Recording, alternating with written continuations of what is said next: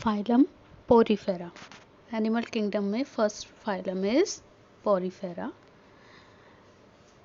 इनके मेंबर्स को commonly sponges कहा जाता है। ओके,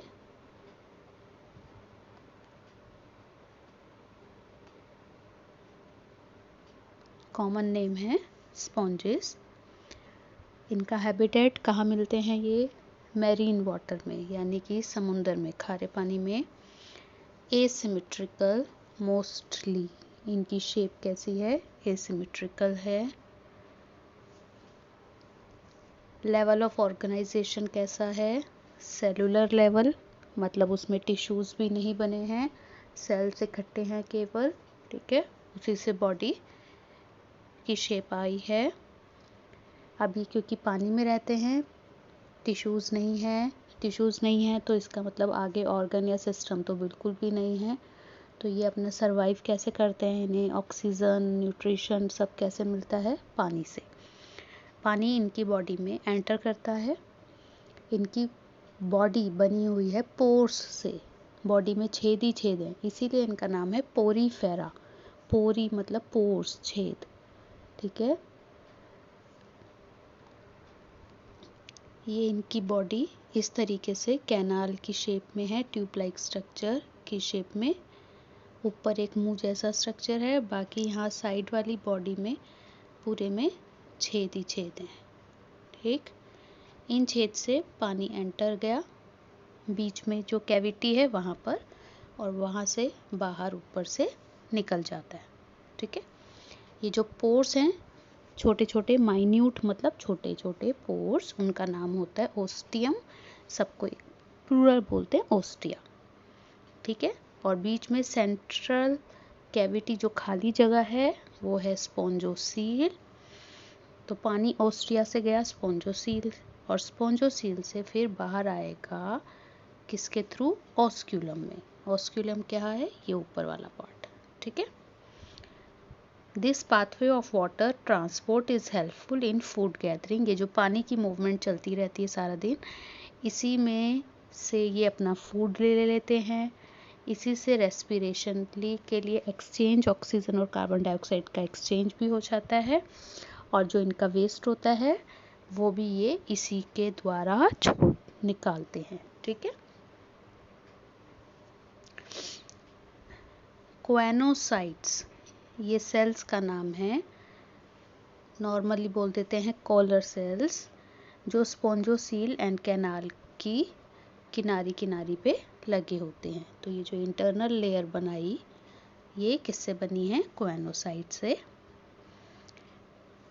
खाना हजम, डाइजेशन कैसे होता है? इंट्रासेलुलर, यानी कि सेल के अंदर जो भी इन्होंने पानी में से न्यूट्रिशन मिला, खाने की चीज़ मिली, वो सेल के अंदर गई, सेल के अंदर जाके डाइजेस्ट होगी, और फिर जो वेस्ट है वो ये पानी में वापस से छोड़ देंगे।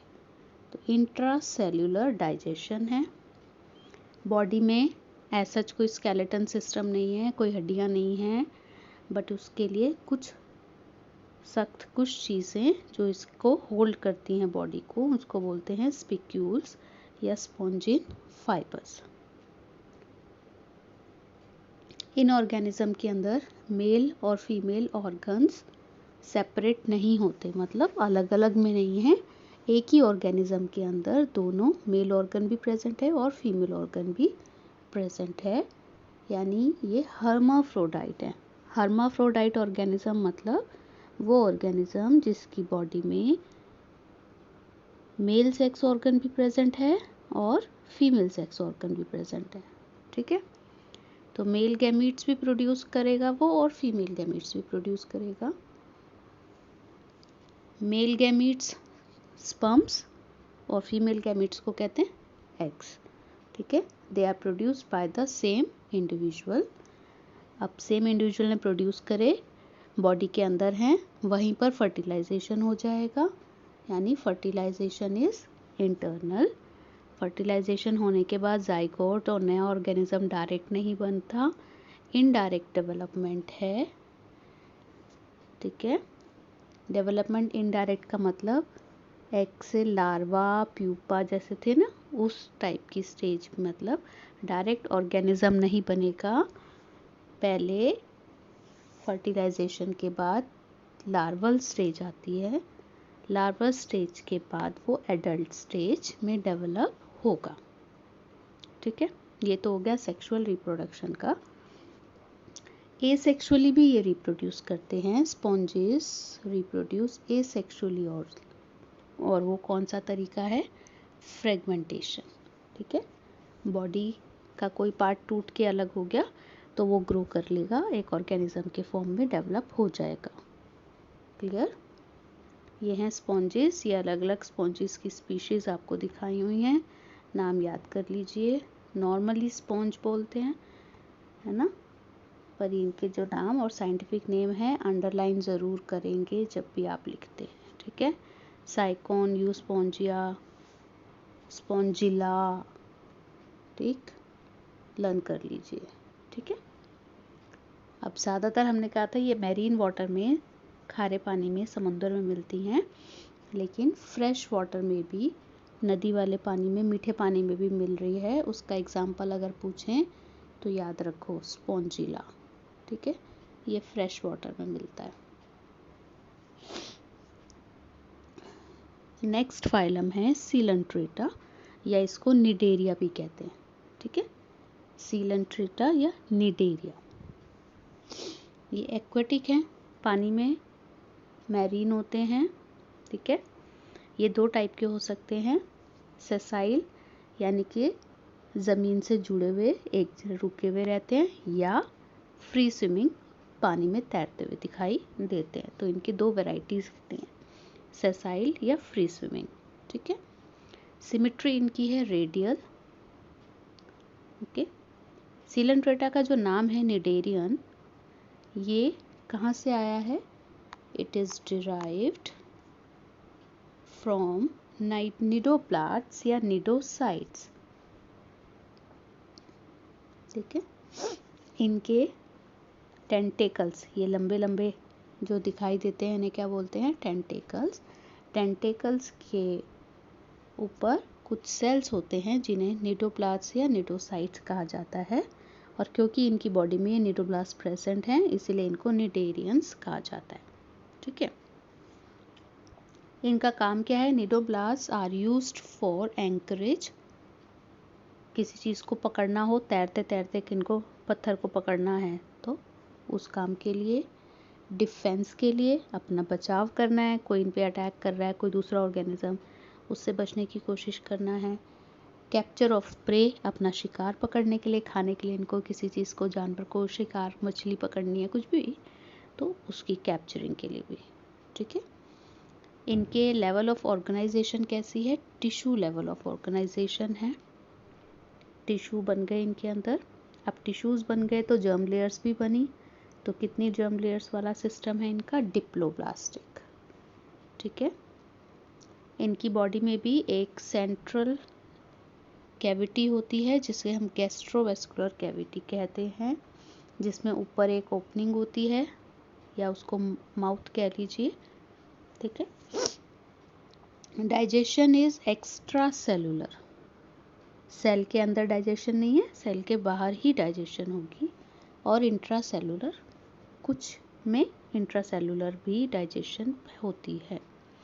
सम of the cnidarians, example cnidarians का, corals have a skeleton composed of calcium carbonate. ठीक है, cnidarians exhibit two basic type body forms, अभी हमने ऊपर देखा ही था ना, बॉडी फॉर्म्स, पॉलिप या मेडुसा। जो इनके दो टाइप की हमने बोल रहे थे, या तो ये फ्री स्विमिंग होते हैं या सेसाइल होते हैं, मतलब पानी में तैरने वाले या ज़मीन से चिपके रहने वाले। ठीक है, तो जो सेसाइल स्ट्रक्चर है वो सिलेंड्रिकल फॉर्म का होता है और उसको कहा जाता है पॉलिप। ठीक है, एग्जाम्पल हाइड्रा, हाइड्रा की शेप पता है ना। ठीक है, वो स्विम नहीं करता ना। ठीक है, और दूसरा जो टाइप है वो है मेडुसा, जो तैरते हैं, फ्री स्विमिंग होते हैं, और इनकी शेप होती है अम्ब्रेला शेप, छतरी के जैसे, ठीक है। फ्री स्विमिंग होते हैं, जेलीफिश, ओरिलिया या जेलीफिश, ठीक है। Those cnidarians which exist in both forms exhibit alternation of generation.